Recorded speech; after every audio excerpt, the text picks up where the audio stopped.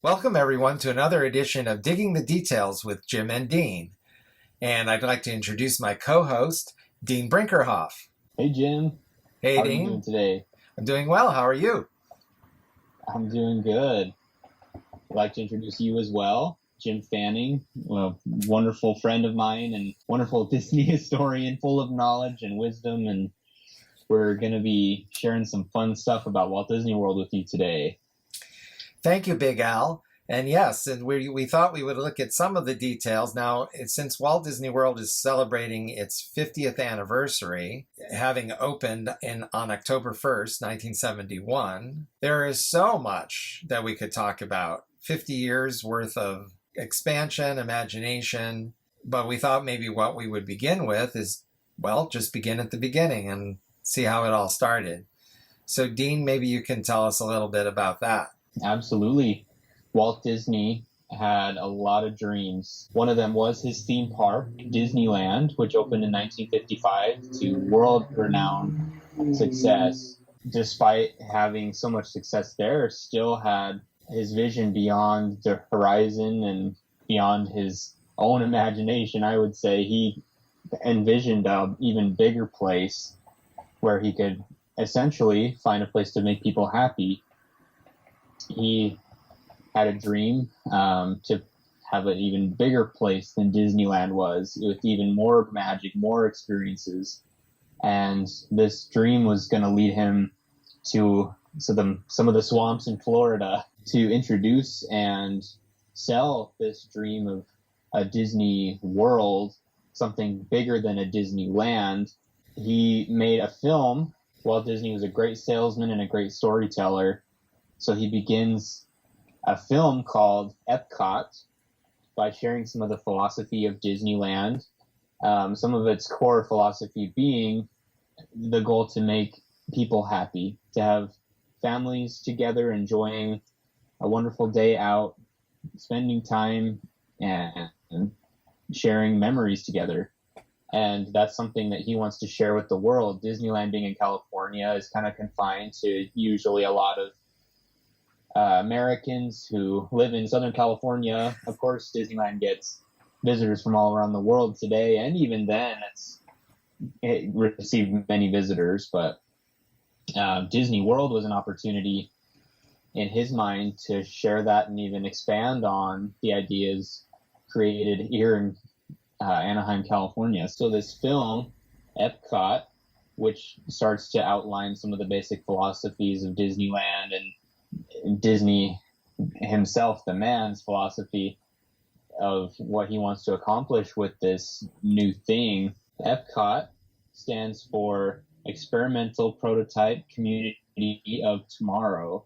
So Epcot was to be a place where you were going to be in a living laboratory. People would live and work and go to school. They would entertain themselves and be entertained. Lots and lots of experimentation with technologies that have yet to be developed. And there are so many things in that film. Walt really had high goals, high visions for this place that was supposed to be more than just a theme park. Walt had already done that with Disneyland. And in the film, he mentions there will be a theme park that will be up in the northern section of Epcot, this Disney World. And you'd be able to go there and experience the same things the Californians get to enjoy. It was going to be enormous. He announced that it would be visited by 6 million annual visitors, that many would live and work and raise their families, live lives there, with rapid transit systems like the monorail and the people mover, making everything seamless and perfect with no traffic lights, even underground vehicular roads and highways and byways, multi-layered underground, and even a climate-controlled weather system with ideal weather conditions. This is going to have it all. And this film was made for the local area, the state of Florida, as an idea to share with the community of an ideal city. He mentions in the film that in order to fix society's ills and society's issues in our communities, we need to perhaps start fresh. and have an area that has the utmost ideals and conditions, and that this was going to be an example for essentially the rest of the world, or America at least at the time. And gosh, I would love to see that. Walt Disney sadly didn't live for much longer after the film. He passed away 2 months after it was filmed. Walt did not get to see his vision all the way through, but his brother Roy was able to carry on at least some of the plans that they had made, and he did essentially create another theme park, another Disneyland out in Florida, but not to the same scope that Walt had envisioned. And that was opened in October of 1971 to great acclaim. It was a very successful opening. One quote that Walt says in the film so candidly and so honestly that I love is that we know what our goals are, we know what we hope to accomplish, and believe me, it's the most exciting and challenging assignment we've ever tackled at Walt Disney Productions. And that for me sums it up. His scope was so high, his vision was so out there. He said this was going to be beyond anything you could even dream of coming out of Walt Disney Productions. So that, even still now here in 2021, excites me. It sends a chill down my spine of how visionary he was. And I really wish that dream was able to come to fruition. I agree with you. It is quite thrilling. And it's just so imaginative. Only Walt Disney could have taken that leap forward. And it's quite incredible to think that he was actually talking about another, I don't want to say a theme park, but another Disney presence in the East as early as 1958. He was already talking about where else can we do something more. And one of the oft quoted parts of the film you're talking about is he says, in Florida, we have the blessing of size, because he wanted to have much more land at Disneyland, but that's what they could afford. He wanted to have more of a cushion around it. So even beyond the berm, which is the whole idea to keep the outside world out, but they weren't able to do that. So other people bought that property and constructed things that he thought were a contradiction to the Disney way. He wanted to avoid that at all costs. Incredibly early, I think in 1963, he was deciding that it would be Florida based on the studies that had been done, and they started buying land. And they kept it a secret as long as they could.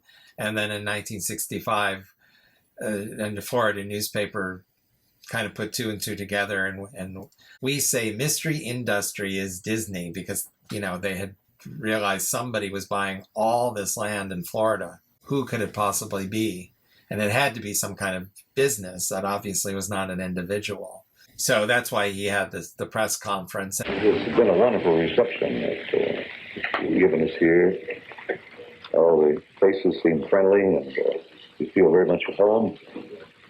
And it's just a big, exciting project for us, too, And it's the biggest thing we've ever tackled. Basically, unlike the film you're talking about, he basically said, we don't know what we're going to do because we're still thinking it through. So then flash forward to 1966, and he has more ideas. Another key thing I think he says in the video, and you can confirm this, Dean, is that he says everything you see in this room, which was an Imagineering, it was actually a studio set, but it was supposed to be Imagineering. The planning room for the Florida project, quote unquote. He said everything in this room will change.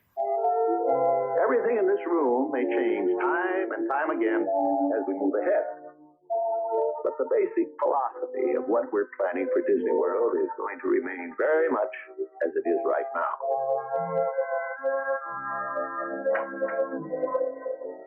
We know what our goals are. We know what we hope to accomplish. And believe me, it's the most exciting and challenging assignment we've ever tackled at Walt Disney Productions. So he knew that especially the idea of Epcot would develop and evolve as they went on. And yes. he himself may not have solved the problems or the challenges that he set up for himself and Imagineering, but it would have been something else. They were always moving forward. They're always changing and adding things, taking things away. Anyway. So it's very interesting that when Walt died in December, he died on December 15th, 1966, the annual report for that year had already been prepared. And Roy had a wraparound added to it and said, we didn't change a thing inside because all these plans are going to happen, including the Florida project, because immediately there was speculation that that gigantic project that they were going to do in Florida will now never move forward because Walt Disney's gone. Roy said the opposite. He said, we will. We are committed to making sure that Walt Disney's dream comes true. So that's quite thrilling. That is. And it's really essential to know that this all comes from Walt, which is what a document we have in that October 1966 film that you're talking about. What an incredible document. Oh, yeah. It showed how Walt was moving forward, and because of that, he made sure that we had it, and that Roy and the rest of Imagineering and the rest of the Disney company had it. I think this is quite amazing in this book called The Art of Walt Disney World by Jeff Curdy and Bruce Gordon. There's some incredible art in here, including perhaps the most incredible of all, the schematic from 1965 in Walt's own hand. And he drew what Disney World, as he called it, was going to be. And this is exactly what ended up happening. It was his plan. Now, Epcot, which is there in the center, ended up looking quite different because they had to find a way to do it without Walt's visionary leadership. Somehow they couldn't quite figure out a way to make it be what Walt described in 1966, but they certainly were honoring the spirit. But at any rate, this is the Florida property, and way up here, Walt wrote theme park, and that's exactly where Magic Kingdom Park is. Because he wanted that to be the weenie, as he would say, that would draw people in, so they would have to go through the whole property to get to the theme park and see what else Disney was doing in Florida. So I think that is incredible. We don't have a whole lot of documents that are drawn in Walt's own hand, or a lot of diagrams. That is incredible. And then to further prove that the Disney company wasted no time in moving forward with the Florida project after Walt's death, we also have this drawing by Herb Ryman, who is the designer of Sleeping Beauty Castle in Disneyland. Here's his first drawing for Cinderella Castle at Walt Disney World. And when is it dated? This is dated 1967, and it was done only a few weeks after the death of Walt Disney. Think about it. It's incredible to think about. Walt died in December of 1966. Just a few months later, Herb Ryman even calling it Cinderella Castle. And one thing they knew is that Walt Disney World was going to be big. So it needed a big castle. That is a neat couple pieces of art, and especially Walt's own hand of the original plan. I love that it ended up being pretty close. Yeah, and what a treasure, right? Right. Without hesitation, Roy, with complete confidence, said, we are going on. We are going on with this massively expensive project that will not only cost a lot of money, but call for a lot of resources. There was certainly an introduction to the whole Disney World idea in 1967. They ran the Epcot film, and I believe there were other presentations as well at a theater that the state of Florida executives could go and see. And of course, they were hoping to interest American companies because, as Walt said, we will need the resources of American industry as well. And that had been established at Disneyland too, that there had always been partnerships with American businesses. So that had been established, and they wanted those companies to be able to see what was going to happen as well. But the very first thing Roy decided was that they had to move forward with the theme park first. That had to be. And they would take what they had learned at Disneyland and make it even bigger and grander because they had lots of room. They were careful to make Magic Kingdom Park very similar to Disneyland, but very different at the same time because they didn't want to just repeat what they had done. And they wanted to attract that big audience because one reason Walt wanted to do another park in the East, almost from the very start, is he realized that even though people, just as you said, Dean, were coming from all over the world to Disneyland, still the vast majority were on the western side of the Mississippi. And what about that whole other part of the continental United States? That's one reason they got involved with the World's Fair, because they wanted to test how Disney shows would do with the sophisticated New York audience. And of course, it was a great success at the New York World's Fair. It's very, very interesting to know that there were all these ideas behind the expansion of Disney into Florida. You certainly have hit on a lot of those ideas. Right now, Walt Disney World is having what it calls the most magical celebration on Earth. So what do you think of, or what have you heard about the 50th anniversary celebration at Walt Disney World? What do I hear and think of? I think of a lot of reminiscing, a lot of memories, and a lot of people are looking back to what some of the original attractions were at Walt Disney World on opening day. And one big one I hear about a lot is the Country Bear Jamboree. That was an opening day Walt Disney World attraction that is still there to this day, that a lot of people still love and enjoy going and hearing the songs and the show. I personally haven't been to Walt Disney World, but I know a lot of people cherish it as much as I do Disneyland, and to them it's a great place to gather with friends and family and with their favorite Disney characters, and it's a wonderful 50th anniversary celebration from what I hear. They did hold a rededication speech on October 1st of this year, where they had a ceremony, and of course some of your favorite Disney characters were there too. And one thing that I really loved about the rededication ceremony is that both Bobs, Bob Iger and Bob Chapek, they both spoke about Walt and Roy. So they really went back to the root of the whole thing. They certainly, of course, talked about Walt Disney. I shouldn't say of course, because we can't assume that anymore. But they did. And they also talked about Roy O. Disney as being absolutely instrumental in making sure that Walt's dream was realized. It's very lovely, I thought, that they brought up both Walt and Roy. And you mentioned the focus that people seem to have on the original opening day attractions. They were very, very important because they really signified, the ones that were emphasized, really signified how different Magic Kingdom was from Disneyland.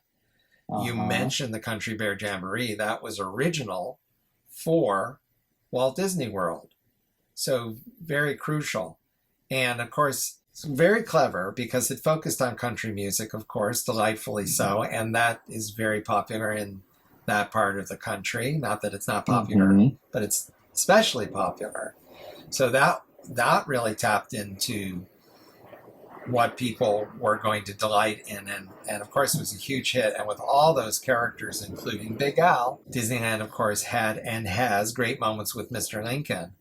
But they made sure that Walt's bigger original concept of the Hall of Presidents was realized. So it wasn't just Lincoln, although he was central to that attraction. It was the Hall of Presidents with all the presidents. That was a huge, huge draw and center of attention. And that was put in Liberty Square, which was another dream of Walt's that he had hoped to put in Disneyland. But that never came to be, so it was put in Walt Disney World. And of course, it's completely unique. Hall of Presidents being the e-ticket attraction there. That's where they also have the Walt Disney World version of the Haunted Mansion. So quite brilliant, really. Some of the other things that I think of are the Mickey Mouse Review, which it was, a lot of people don't realize, Walt's idea. He had said he wanted a show with the Disney characters. And that's something I didn't know. That's really neat. And that eventually moved to Tokyo Disneyland. And one of my favorite things about Walt Disney World was the orange bird. Yes. He's very cute. The Disney Imagineers obviously thought, what is going to save Florida? Of course, with the huge orange growing industry in Florida, what better than this orange bird? And he was at the Sunshine Tree Terrace in Adventureland. So, he's very creative. Absolutely. Creative design. A lot of things that really said Florida, a lot of things that really said this is different, and really brought attention to this whole new world that was Walt Disney World. For those that may not know, the Orange Bird even had his own record album with songs by the Sherman Brothers. So how classic Disney is that? Can't get any more classic than Sherman's. The Orange Bird kind of faded away over the years, but he was brought back strong just a few years ago, and I believe D23 was involved in that. So he's a presence at Magic Kingdom Park now as we celebrate the 50th anniversary. And I'm sure you've heard about the golden statues that they have. Those are really cool. Yeah, would you like to tell everyone that may not know what's going on with that? Sure, Jim. I'd love to tell everyone about that. There are 50 unique golden statues throughout the parks. They represent certain areas of the park, certain characters. One of them actually being the Orange Bird, and among regular Disney characters that you would expect to see, like Mickey Mouse, Donald Duck. There's also a few obscure ones, so keep an eye out for some of those for those who are visiting the parks and looking for some fun surprises for the 50th celebration. Now, did I hear you right? Did you say that they have the statues throughout all 4 of the parks at Walt Disney World Resort? Yep, you heard that right. They even have certain intellectual properties throughout parks like Disney's Animal Kingdom that fit within that realm, such as, characters from The Lion King. And they did a really good job, I think, at keeping a lot of the spirit alive through some of those statues of the themed areas as well. So it doesn't feel too out of place as you're walking around. Another favorite Disney character that was created especially for the parks. Now, this would have been obviously later than 1971, but it represents the entire history of the 50 years of Walt Disney World, is Figment from the Imagination Pavilion at Epcot. And Figment is a great fan favorite, and I think that these characters like the Orange Bird that were created especially for the parks are just so wonderful. So it's great to see Figment celebrated in that way as well. So Jim, I'd mentioned before that I personally haven't been to Walt Disney World, but I did want to share that I'm absolutely looking forward to the time I do get to go one day. I've always had an interest in Walt's vision for the area in Disneyland, Liberty Square, that never came to be. So that's an area I really would love to eventually explore and check out some of the current attractions that I love at the Disneyland reimagined at Walt Disney World. I'm curious to see how they are similar, how they differ, and experience all that for myself, as well as I'm looking forward to one day when they bring in that Tron roller coaster that they have, I believe, have at Shanghai Disneyland right now. That just looks amazing. I'm a huge Tron fan, and so that's going to be a huge draw for me as a visitor, as a guest one day. So it's very interesting that you say that you're looking forward to visiting Liberty Square in particular, among the other things. When I went to Walt Disney World for the first time, Liberty Square was the first place I visited. I just had to see it, and it's so unique, and it so appeals to everything that I love. And as we said here, and I think that's why I would choose to do the same thing. And absolutely. And as I said, it originated with Walt. So it's another thing about Walt Disney World that reflects Walt. And the fact that it even has the Haunted Mansion, their inspiration and their vision for it in Liberty Square is fascinating to me. And I'm very excited for one day when I get to see that. And even to visit the Liberty Bell replica they have and some of the other Revolutionary era type settings and experiences you can have there. I think there's an interesting story behind even the name Walt Disney World. Now, to go back to the Epcot film you were talking about, Walt himself refers to the project as Disney World, which kind of makes sense because we had Disneyland, and then this was going to be a whole Disney World that was going to be so much bigger than Disneyland. Right. What is the story behind Walt Disney World being called Walt Disney World? Well, after Walt's unfortunate passing, his brother Roy, whom was very close, they were business partners and associates as well as brothers. Roy decided to pay Walt the huge honor of naming the entire thing after him in his full name so that people would associate his vision and his dream and his inspiration for this place of happiness with his name so that people wouldn't forget that Walt Disney was a real living, breathing human being that made this all happen. And Roy was a very, very instrumental piece at making sure that the project, as you mentioned, did come to fruition. So it's neat that they even have a statue matching the partners, which shows Walt Disney holding Mickey's hand and pointing off into the distance. Roy has his own statue sitting on a park bench with Minnie there, and it's a fitting tribute to both of them. And I'm grateful that he chose to name it Walt Disney World so that we can keep his memory alive in our hearts and minds. Another interesting thing I think about going back to October of 1971 is that even though Walt Disney World opened on October 1st, the whole month was designated as preview month. In other words, a celebration of the park as brand new and welcoming guests. The actual dedication ceremonies were not on opening day, but they were on October 25th. In fact, that whole weekend, there were many, many events celebrating the opening of Walt Disney World. But the culmination was definitely Roy O. Disney's official dedication of the resort. I've always found the words of the dedication to be so moving and significant. I agree. And the words of that official dedication are this: Walt Disney World is a tribute to the philosophy and life of Walter Elias Disney, and to the talents, the dedication, and the loyalty of the entire Disney organization that made Walt Disney's dream come true. May Walt Disney World bring joy and inspiration and new knowledge to all who come to this happy place, a magic kingdom where the young at heart of all ages can laugh and play and learn together. Dedicated this 25th day of October, 1971, Roy O. Disney. Oh, thanks, Dean. That was great.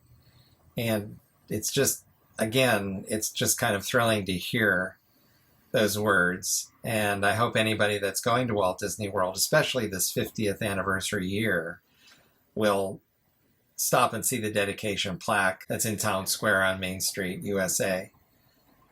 So I'd like to thank everyone for being with us as we discuss just a very few details of Walt Disney World's 50 years. Just a few.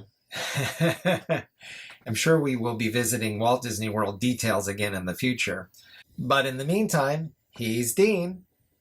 And he's Jim. And we'll see you next time on Digging the Details.